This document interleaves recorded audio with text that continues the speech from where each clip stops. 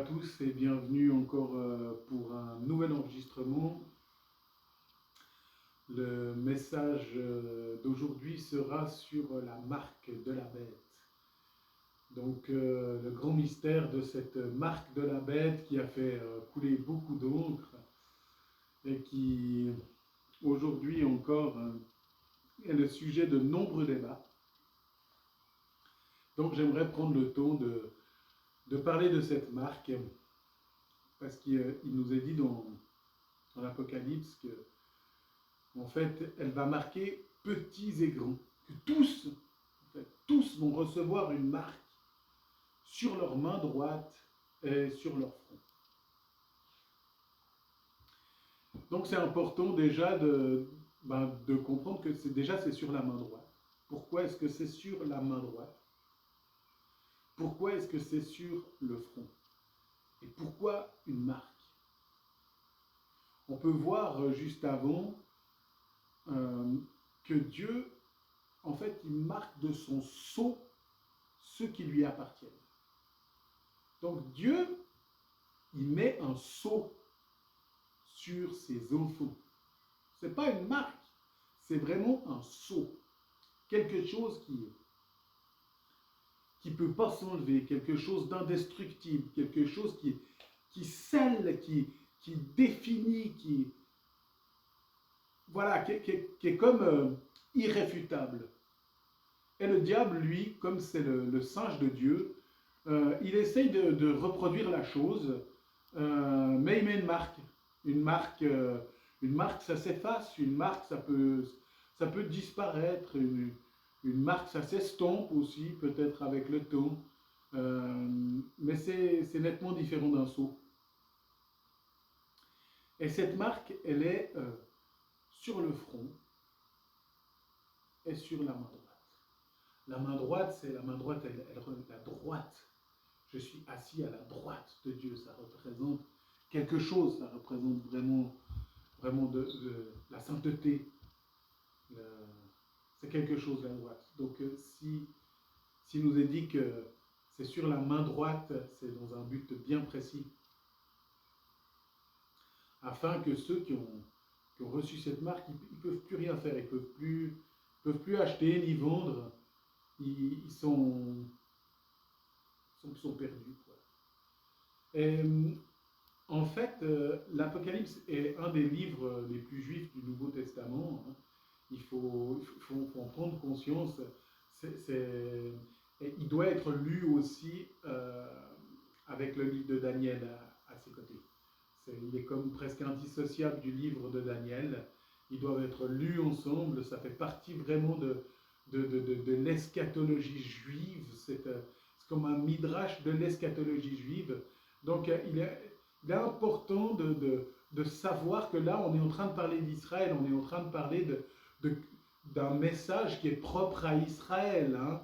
On s'approprie souvent ce passage, ces passages de l'Apocalypse, en se disant, voilà, maintenant, on est l'Église, voilà, Israël, ils ont été mis de côté, et puis, non, là, on est en train de faire mention de l'eschatologie juive. Et pourquoi Jean, en fait, il parle d'une marque sur la main droite et sur le front? Parce qu'il fait directement référence à Deutéronome 6, hein, qui nous dit, voilà les commandements que je te prescris aujourd'hui. Hein, tu les liras sur tes mains, tu les liras sur ton front, t'en parleras dans ta famille, dans ta maison, t'en parleras aux étrangers qui viennent chez toi, tu feras de ces commandements, en fait, toute ta vie. Et ce que Dieu il dit là dans Deutéronome, c'est que ces commandements, en fait, tu dois pouvoir agir selon ces commandements. La main, c'est vraiment l'action, tu dois pouvoir agir selon ces commandements. Et le front, c'est la pensée. Tu dois pouvoir penser selon ces commandements, que tes pensées, elles soient régies par ces commandements et que tes actions soient régies par ces commandements.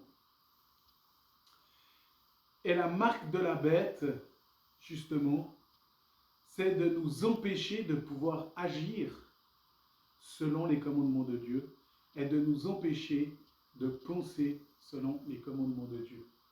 Hein, on peut lire justement que nous sommes vraiment nous sommes le temple de Dieu, nous sommes le temple du Saint-Esprit. Donc, notre être, c'est le temple du Saint-Esprit. L'Antichrist, il va venir s'asseoir dans le temple. Dans le temple, il va venir s'asseoir en nous. Et c'est exactement ce qui est en train de se passer aujourd'hui. On retrouve cette parole d'Ésaïe 47 qui nous dit, voilà, moi et rien que moi. Aujourd'hui, on est entré dans un monde très égoïste, égocentrique. Vraiment, l'homme est mis en avant à tous les niveaux. Vraiment, mais à tous les niveaux. Son avis est plus important que le reste. Aujourd'hui, l'avis des gens, en fait, il ne peut plus être remis en question. Parce que chacun a son avis. Chacun pense comme il veut, comme il souhaite.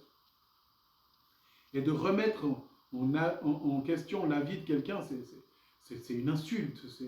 Ça devient quelque chose d'outrageant. Voilà, si tu te crois femme, mais alors que tu es un homme, mais que tu puisses te croire femme.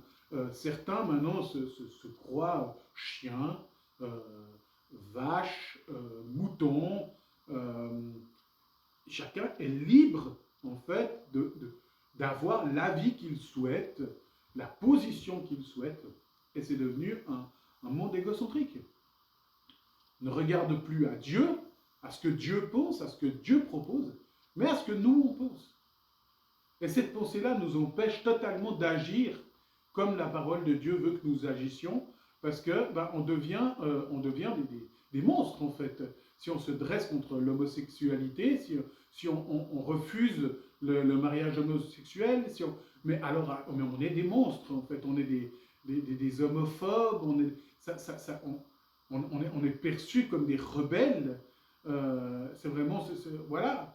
Ils ont dit que le mal était bien, que le bien était mal. Ils ont vraiment, c'est ce que Paul dit aux Romains aussi, premier chapitre. Il dit voilà, ils ont adoré la créature au lieu du Créateur béni éternellement. Et puis Dieu les a laissés à leur sens réprouvé, afin qu'ils commettent homme avec homme des choses abominables. Ils ont délaissé l'usage de la femme. On est vraiment entré dans cette génération pervertie parce que l'Antichrist, il est venu s'asseoir en nous, temple du Saint-Esprit, afin que on ne puisse plus penser selon la parole de Dieu et agir selon la parole de Dieu. Alors voilà, cette marque, elle est pernicieuse, parce que justement, c'est pas une puce, c'est pas quelque chose qu'on pourrait définir en disant voilà, je vais refuser telle chose parce que c'est tellement gros, voilà, moi si je refuse la puce, c'est bon, j'ai pas la marque. Non, c'est quelque chose de subtil. Le diable, il est rusé, il est subtil. Et il ne va pas venir avec quelque chose de gros, de flagrant, justement, mais quelque chose de discret, qui va gentiment, voilà, l'orgueil va vous empêcher d'agir selon la parole de Dieu, de penser selon la parole de Dieu, de regarder à la parole, de vous inspirer de la Bible, de vous appuyer sur la Bible pour être de ceux qui ont cet amour de la vérité. Voilà, mais c'est marqué dans 2 Thessaloniciens, voilà, qu'il leur envoie une puissance d'égarement, de séduction, parce qu'ils n'ont pas reçu l'amour de la vérité pour être sauvés. Et on a besoin vraiment de s'appuyer sur la vérité. C'est pour ça que cette chaîne, elle s'appelle Chercheur de vérité, le chercheur de vérité, parce que moi, je veux mettre en avant la vérité. Je ne veux pas que ce soit mon avis qui soit mis en avant. Et si vous avez des commentaires à faire, mais c'est avec plaisir que je les prends, parce que je ne veux pas mettre en avant mon avis. Mais j'aimerais que ce que je partage, ça puisse être basé sur la vérité. Les choses que je mets en avant, elles sont le fruit de profondes recherches, d'une étude poussée, approfondie, que j'ai fait au travers de divers ouvrages, ou au travers de diverses personnes, et que je peux mettre en avant, sachant que je suis allé vraiment chercher en profondeur pour annoncer ce que je partage, et que ce n'est pas simplement le fruit de mon avis. Vous pouvez voir aussi les chants de louange, à quel point ils ont évolué d'une manière anthropocentrique, où Jésus, suivant comment, n'est même plus cité, Dieu n'est même plus cité. Dans ces chants de louange, c'est vraiment bénis-moi, sanctifie-moi, purifie-moi, veille sur moi, et puis c'est moi. Mais en fait, on n'adore plus Dieu, on n'adore plus Jésus, on s'adore nous-mêmes. On est entré dans quelque chose d'émotionnel, on est entré dans une église du divertissement. On va au culte pour se divertir, on va plus au culte pour crucifier sa chair dans un objectif de combat, dans un objectif où voilà, on est pleinement conscient qu'on a quelque chose contre lequel il faut se battre, c'est ce vieil homme qui se corrompt par les convoitises trompeuses, et puis qu'on doit revêtir cet homme nouveau, renouvelé en Christ, qu'on doit offrir nos corps comme un sacrifice vivant. Non, tout ça, c'est des notions, en fait, qu'on ne veut plus, on n'a plus envie de souffrir. Mais on veut, voilà, que les choses, elles soient faciles, Et cette marque de la bête, c'est vraiment ça aujourd'hui, c'est cet éloignement, ce mensonge, en fait, qui nous éloigne de Dieu, qui nous éloigne de sa parole, qui nous éloigne de la vérité, qui nous éloigne de la souffrance. Christ, il a appris l'obéissance par les choses qu'il a souffert. Et puis nous, aujourd'hui, on voit la souffrance comme presque une maladie, en fait, qu'on devrait arriver à éradiquer. Alors que Jésus, il nous pose la question avec les disciples, hein, pouvez-vous boire la coupe que je vais boire? Pouvez-vous être baptisé du baptême dont je vais être baptisé? Est-ce que vous pouvez vous tenir à Gethsémané avec moi, à genoux dans ce jardin? Gethsémané, le Gethshemen, c'est vraiment le pressoir à huile. Ces deux pierres qui sont mises ensemble pour broyer ces olives. Et comme le citait notre frère Pierre Truchel, il disait, voilà, bien souvent, on veut aller à Gethsémané avec Jésus, puis on lui dit, mais crucifie-moi, fais de moi un serviteur. Et puis le Seigneur, il nous place au milieu de ces pierres. Et puis ça commence à devenir difficile. On dit, Seigneur, délivre-moi, sauve-moi de ce que je suis en train de vivre, que je puisse sortir de cette situation. Et puis le Seigneur, il écarte. Et puis, alors on recommence à prier en disant, Seigneur, crucifie-moi, que je sois vraiment disponible à ton service. Alors le Seigneur remet ses pierres et recommence à... Et tout de suite, on veut sortir de cette situation. Mais qu'est-ce qui se passe, le Seigneur? Pourquoi je vis ces choses? Au lieu de chercher l'instruction au travers de la souffrance, au lieu d'accepter vraiment ce passage, voilà, comme le dira Pierre, hein, ne soyez pas surpris dans la fournaise de l'épreuve, hein, mais regardez ça comme un sujet de gloire, hein, d'avoir part aux souffrances de Christ. Et voilà, cette marque de la bête, elle nous déconnecte de la vérité biblique, elle nous déconnecte vraiment d'agir selon la parole de Dieu, de penser selon la parole de Dieu.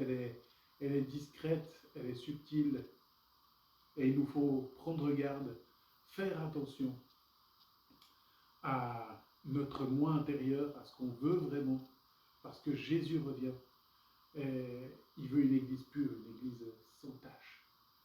Donc qu'on puisse avoir ce cœur vraiment à regarder Jésus.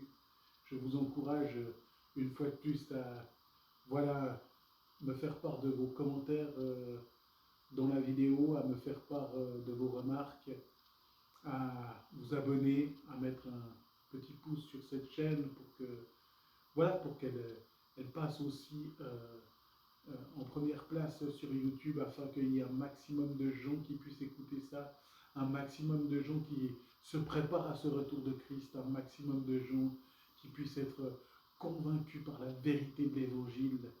Voilà, pas un évangile doucereux, pas un évangile mondain, mais un évangile basé sur les Écritures et posé sur Israël. Que vous soyez tous bénis, renouvelés, encouragés par la grâce de Dieu. Amen.